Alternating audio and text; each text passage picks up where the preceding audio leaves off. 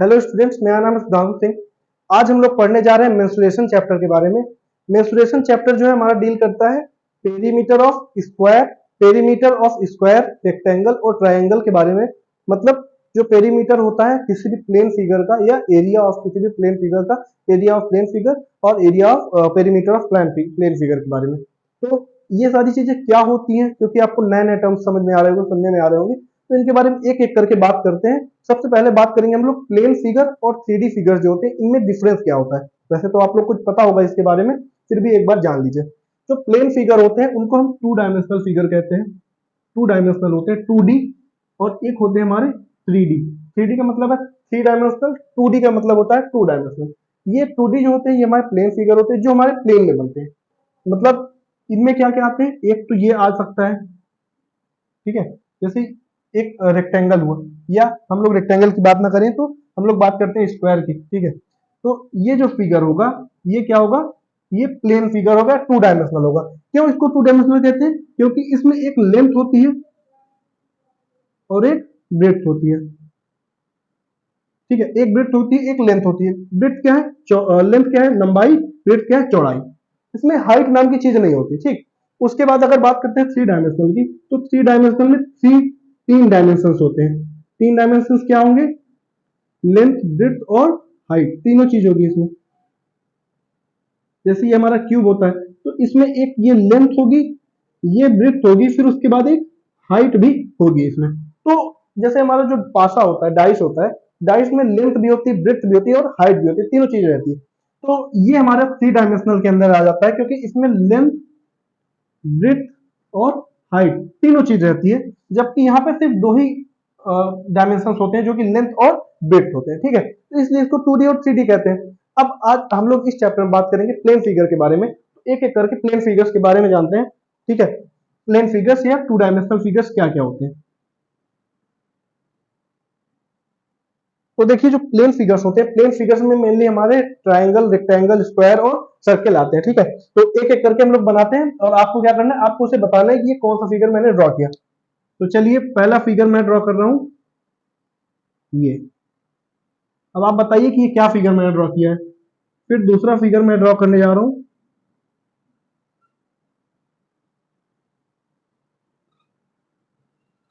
ये क्या चीज मैंने बनाया।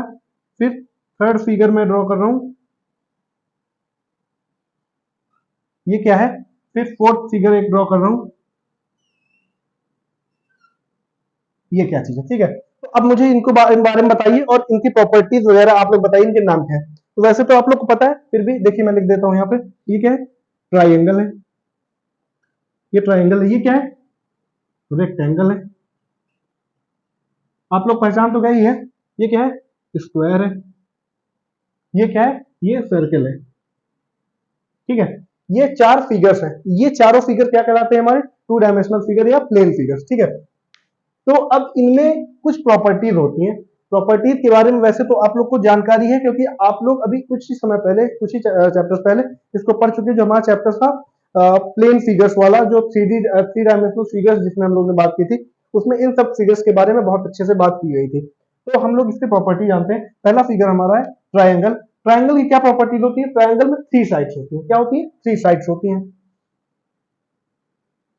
और 3 एंगल्स होते हैं। क्या होते हैं, 3 एंगल्स होते हैं। 3 साइड्स होती हैं और 3 एंगल्स होते हैं। अब साइड्स क्या है, ए बी सी की बात करें तो इसमें ए बी, बी सी, सी ए, ये क्या है, तीनों साइड्स है। और ये जो एंगल फॉर्म हो रहा है, ये angle a, angle b, angle c, ये तीनों क्या है, इसके एंगल है, ठीक है। ट्रायंगल की 2 प्रॉपर्टी, ये चीज आपको पता चल गई। फिर अब बात करते हैं रेक्टेंगल की बात। रेक्टेंगल में 4 साइड्स होते हैं। क्या होते हैं, 4 साइड्स होते हैं और 4 एंगल्स होते हैं। अपोजिट साइड्स जो होती हैं वो क्या होती हैं, opposite sides are parallel. Parallel term अगर आपके लिए नया है तो पैरेलल का मतलब होता है ऐसी लाइंस दो जो कहीं पे भी एक दूसरे के टच ना करें या क्रॉस ना करें। ये हमेशा ऐसे ही चलती चली जाए, जैसे रेलवे के ट्रैक होते हैं, 2 रेलवे ट्रैक कभी आपस में कट नहीं करते, वो सेम उतनी दूरी पे हर जगह चलते हैं। तो पैरेलल लाइन वो होती है जिनकी हमेशा हर पॉइंट की डिस्टेंस सेम होती है। चाहे इस पॉइंट पे डिस्टेंस देखेंगे तो भी सेम आएगी, इस पॉइंट पे भी डिस्टेंस सेम आएगी। तो ये दो लाइन, जैसे ये लाइन और ये लाइन है, तो ये पैरेलल लाइन कहलाएगी। Suppose A B C and D point है, इसकी ये नाम है, तो A B B C C D और डी ए, ये इसकी चार साइड्स होंगी। अपोजिट साइड्स जो है ए बी और डी सी है, फिर बी सी और ए डी, ये दोनों अपोजिट साइड्स है। तो अपोजिट साइड्स हमेशा एक दूसरे के इक्वल और पैरेलल होंगी। ए डी इक्वल होगी बी सी के और ए डी इक्वल होगी डी सी के, और यही दोनों एक दूसरे के पैरेलल भी होंगी। ठीक, फिर इसके चार एंगल्स होते हैं और ये एंगल्स की मेजर कितनी होती है, 90 डिग्री होती है। ये प्रॉपर्टी थी हमारी रेक्टेंगल की। स्क्वायर की बात करें, स्क्वायर कुछ कुछ दिखता है रेक्टेंगल की तरह, लेकिन डिफरेंट होता है। डिफरेंट कैसे होता है, ये इसका नाम है स्क्वायर का ABCD। इसमें हमारी लेंथ भी थी, लेंथ मतलब लंबाई, ब्रेड्थ मतलब चौड़ाई। इसमें लेंथ भी थी, ब्रेड्थ भी थी, लेकिन इसमें लेंथ चारों जो साइड्स की लेंथ होती है वो इक्वल होती है। इसमें 4 इक्वल साइड्स होती है। कितनी होती है, 4 इक्वल साइड्स होती है। चार की चार साइड्स इक्वल होंगी। इसमें देखिए दो साइड्स इक्वल हैं और ये दो साइड्स आपस में इक्वल है, लेकिन इसमें चारों साइड्स इक्वल होंगी। A b equal to b c equal to c d equal to d a, चारों साइड्स इक्वल होंगी, चारों एंगल इक्वल होंगे जो कि हमारे 90 डिग्री के होंगे। 4 एंगल्स होंगे, 4 राइट एंगल्स भी लिख सकते हैं इसको, 4 राइट एंगल्स होंगे और इसकी चारों साइड्स इक्वल होंगी। ये बात समझ में आई, इसकी चारों साइड्स इक्वल होंगी और जो अपोजिट साइड्स होंगी वो एक दूसरे के पैरेलल भी होंगी। अब बात करते हैं सर्किल में। सर्किल जो फॉर्म होता है, सर्किल हमारा किसी भी लाइन सेगमेंट से फॉर्म नहीं होता, ये फॉर्म होता है पॉइंट से। किससे फॉर्म होता है, पॉइंट से फॉर्म हो रहा होता है। ये कुछ छोटे छोटे पॉइंट्स होते हैं जो कि मिलकर के सर्किल को बनाते हैं। और अगर किसी भी एक पॉइंट की बात करें, अगर इस पॉइंट की, इस पॉइंट की, ये पॉइंट, 4 पॉइंट मैंने लिया इसके आउटलाइन पे, इसके बाहर वाले घेरे पे, तो ये चारों की जो डिस्टेंस होगी, ये डिस्टेंस आर लेते हैं हम। क्या लेते हैं, आर। आर का मतलब क्या होता है मैं भी बताता हूं। ठीक है, ये जो बीच में सेंटर था इसको हमने ओ लिया, ओ क्या है हमारा, सेंटर है। तो ये जो आर है, आर को हम कहते हैं रेडियस। रेडियस इसके हर पॉइंट पे सेम होगी। रेडियस की जो मेजर होगी, जो लंबाई होगी रेडियस की, वो हर पॉइंट पे सेम होगी।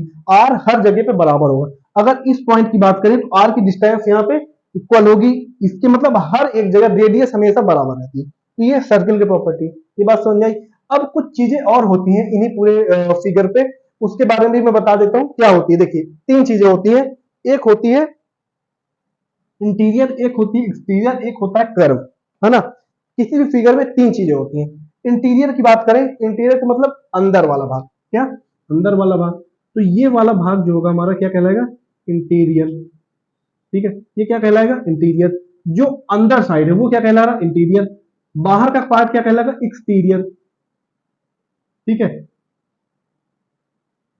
एक्सटीरियर। फिर ऑन कर्व, ऑन कर्व का मतलब अगर किसी एक पॉइंट की बात की जाए, वो पॉइंट हमारा इसी लाइन पे है, तो ये वाला क्या होगा, ऑन कर्व या कर्व इटसेल्फ।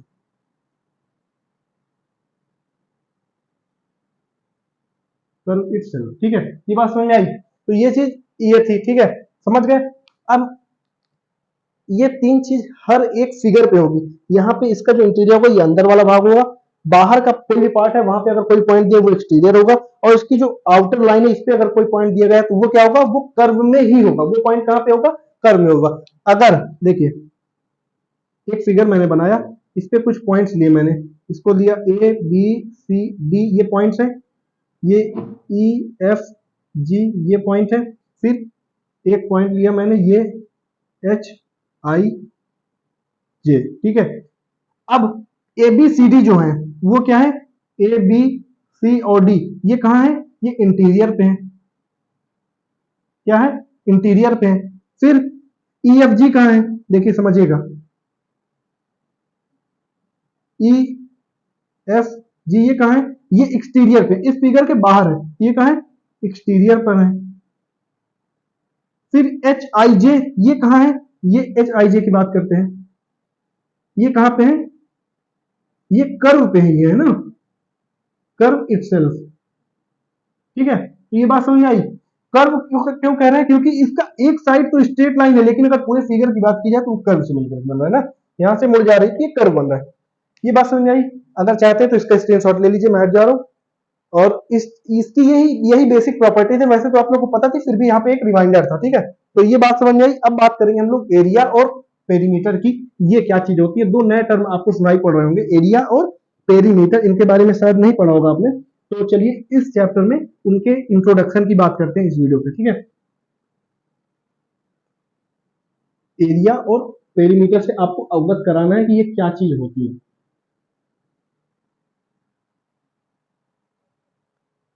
दो टर्म है क्या, पेरीमीटर और एरिया। पहला टर्म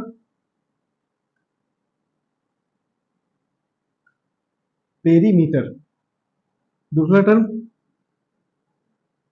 एरिया, ठीक है। अब जैसे मैंने आपको बताया अभी थोड़ी देर पहले एक रेक्टेंगल के एग्जांपल से, तो चलिए रेक्टेंगल ही लेते हैं।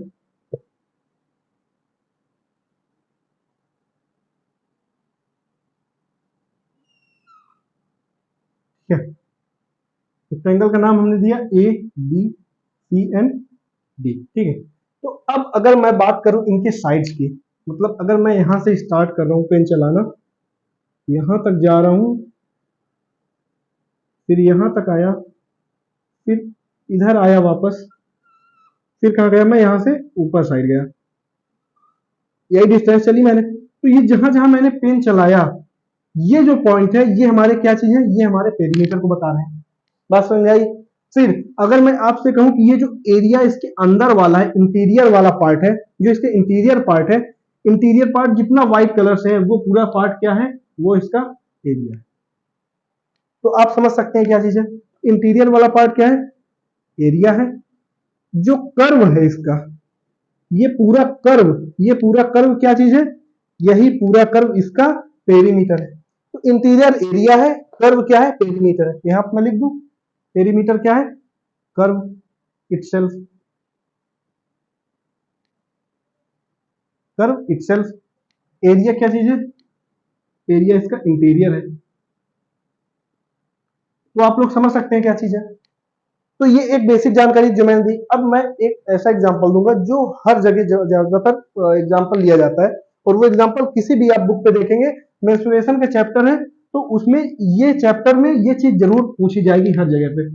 वैसे मेंस्ट्रुएशन चैप्टर का नाम वैसे बदल दिया गया, उसका नाम रख दिया गया पेरीमीटर और and area of plane figures, ठीक है। तो उसमें हमेशा हर जगह एक एग्जांपल जरूर दिया जाता है। एग्जांपल क्या है, सपोज क्या है कि एक फार्मर है, ठीक है, ये फार्मर है। अब इस फार्मर के पास, जाहिर सी बात है फार्मर क्यों होता है, क्योंकि फार्मर के पास खेत होते हैं। तो इस फार्मर के पास क्या है, एक खेत है,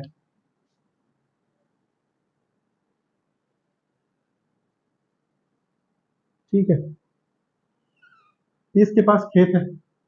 अब इसने यहाँ पे क्या किया है, कुछ फसल बो रखी है, ठीक है।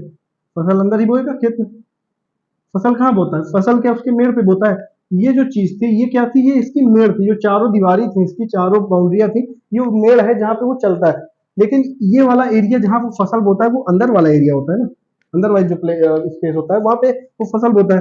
तो अब इस फसल को खाने कुछ जानवर बार बार आ जा रहे हैं, तो वो क्या करना चाह रहा है कि वो अपने खेत की बाउंड्री पे एक फेंस लगाना चाह रहा है। फेंस का मतलब एक कोई ऐसी तार जो उसको रोक सके, जानवरों को अंदर आने से रोक सके। तार नहीं लगाते खेत में, आपने देखा होगा पूरे बाउंड्री पे तार लगी होती है, तो वही उसको फेंसिंग कराना चाह रहा है, तार लगानी चाह रहा था चारों तरफ, फेंस कराना चाह रहा है, ठीक है, घेरा बनाना चाह रहा है। तो घेरा कहाँ कहाँ बनवाएगा, क्या वो उसके अंदर तार लगवाएगा, अंदर तो तार लगवाएगा नहीं, तार कहाँ लगवाएगा, उसके बाउंड्री पे। इस बाउंड्री पे जहां जहां उसने तार लगवाई, वो तार कहाँ लगवा रहा है, वो तार लगवा रहा है पेरीमीटर पे, ठीक। तो जो फेंसिंग का काम हो रहा है, फेंसिंग का काम कहाँ होता है, फेंसिंग का काम होता है पेरीमीटर में। कहा होता है फेंसिंग का काम, पेरीमीटर पे। लेकिन उसने क्या किया, अब उसने कुछ अनाज बोए होंगे, तो अनाज जहां बोया है उसने, जिस जगह पे अनाज बोया तो वो exterior part, interior part, sorry, interior part जो है उसका, वो इंटीरियर पार्ट क्या होगा, उसका एरिया होगा। जहां उसने अनाज बोया है वो पार्ट क्या है, उसका इंटीरियर वाला पार्ट है, ठीक है, समझिएगा। अब अगर आप किसी खेत में गए हैं, तो जिस जगह पे आप चल रहे हैं, जो पगडंडी है उसकी, जो मेड़ है उसकी, ठीक है, तो वो मेड़ जहां पे आप चल रहे हैं, वो जो लेंथ है वो हमारी क्या है, वो लेंथ पेरीमीटर है, क्या है, पेरीमीटर। तो ये जो वर्ली है ये पेरीमीटर पे आप चल रहे होते हैं, लेकिन जहां पे अनाज बोया होता है वो जो स्पेस होता है, वो जो पार्ट होता है, वो क्या होता है, वो एरिया का पार्ट होता है। ठीक, तो अगर मैं आपसे कहूं कि आप इस पॉइंट से स्टार्ट करिए खेत में चलना और यहां तक जाइए, फिर यहां तक जाइए, फिर यहां तक जाइए, फिर वापस यहां तक इस पॉइंट तक आइए, तो आपने जो टोटल डिस्टेंस चली तो आपने उसके पेरीमीटर पे चला, कहां चले, पेरीमीटर पे चले। लेकिन अगर मैं बोल रहा हूं कि आपको क्या करना है, कुछ दाने लेने और पूरे खेत पे छिड़काव करनी है, तो जब आप उसको छिड़केंगे पूरे खेत पे, तो जहां जहां आप छिड़क रहे हैं वो उसके एरिया पे छिड़क रहे होते हैं। समझ गए बात को? एक और एग्जांपल समझिए। अगर मैं कहता हूं कि ये एक फिगर है, इस फिगर में कलर फिल करना है, कौन सा, ब्लू कलर। मेरे पास दो ही कलर, ब्लू है ब्लैक, तो ब्लू कलर को फिल करना है, तो मैं क्या करूंगा, इसमें इस तरह करके कलर फिल करूंगा, है ना। आप लोग और अच्छे से कर देंगे, मुझसे बहुत अच्छा नहीं बनता कलर। तो ऐसे करके मैंने इसके अंदर कलर फिल किया। तो जहां पे मैंने कलर फिल किया, तो मैंने उसके एरिया पे कलर फिल किया। कहां फिल किया, उसके एरिया पे कलर फिल किया। लेकिन उसकी जो मैंने आउटलाइन बनाई थी इस फिगर की, वो फिगर की आउटलाइन मैंने किस कलर से बनाई थी, ब्लैक कलर से। तो ये जो ब्लैक कलर से मैंने बनाया था वो उसका पेरीमीटर फॉर्म किया था। क्या बनाया था, पेरीमीटर बनाया था। और जिसमें मैंने कलर किया वो क्या था, उसका एरिया था। ये बात समझ में आई? फिर तो ये हर जगह होता है, हर एक फिगर पे। ट्राइंगल की अगर बात करें, तो ट्राइंगल में अगर मैं बोलता हूं कि ये जो इसकी आउटलाइन है ब्लैक कलर से, ये क्या है, ये इसका पेरीमीटर है। अगर मैं बोलूं इसमें आप रेड कलर करिए, मेरे पास ब्लू है, आप समझिएगा कि ये रेड है। तो अगर इस पे मैं रेड कलर से आपको बोलूं कि यहाँ पे फिल कर दीजिए, तो ये जो आप रेड कलर से यहाँ पे फिल कर रहे होंगे, तो ये फिल करेंगे कहाँ, फिल करेंगे उसके एरिया पे। बात समझ आई? तो ये एरिया और पेरीमीटर का एक सिंपल सा कॉन्सेप्ट था कि एरिया और पेरीमीटर होता है क्या। बहुत कंफ्यूजन रहती है स्टूडेंट्स को कि एरिया क्या है, पेरीमीटर क्या है। ठीक है, तो पेरीमीटर आप समझ गए, उसकी चारों तरफ की जो बाउंड्री है वो पेरीमीटर होती है, जो अंदर का इंटीरियर पार्ट होता है वो क्या होता है, उसका एरिया होता है। ये दो चीज है, बहुत अच्छे कॉन्सेप्ट है, आराम से आप लोग समझ में आ गए होंगे। तो अगर नहीं समझ में आया तो आप वीडियो को रिवाइंड करके फिर से एक बार देख सकते हैं। ठीक है, तो नेक्स्ट जो वीडियो हमारी आएगी उस नेक्स्ट वीडियो में हम लोग बात करेंगे perimeter of square, rectangle and triangle कैसे निकालते हैं, उसका फॉर्मूला क्या होता है, क्या तरीका होता है निकालने का। फिर हम लोग बात करेंगे एरिया ऑफ ट्राइंगल, रेक्टेंगल और स्क्वायर की, कि एरिया को निकालने का क्या फॉर्मूला होता है, कैसे हम उसके अंदर के एरिया को निकाल सकते हैं। ठीक है, तो इन दोनों चीज के बारे में हम लोग नेक्स्ट नेक्स्ट वीडियो पे बात करेंगे। इस वीडियो को आप लोग एक बार देखिए, फिर से देखिए और इसको पूरा समझिए बढ़िया अच्छे तरीके से। नहीं समझ में आ रहा, बार बार देखिए, अच्छे समझ में जब आ जाए तब बंद करिएगा, तो क्या होगा, इससे आपको क्लियर हो जाएगा। बाकी नेक्स्ट वीडियो पे आपके बाकी सारे के जो भी डाउट्स हैं वो सब क्लियर हो जाएंगे। तब तक के लिए आप लोग इसको पढ़िए, समझिए, खूब मजे करिए। मिलते हैं नेक्स्ट वीडियो पे। Thank you.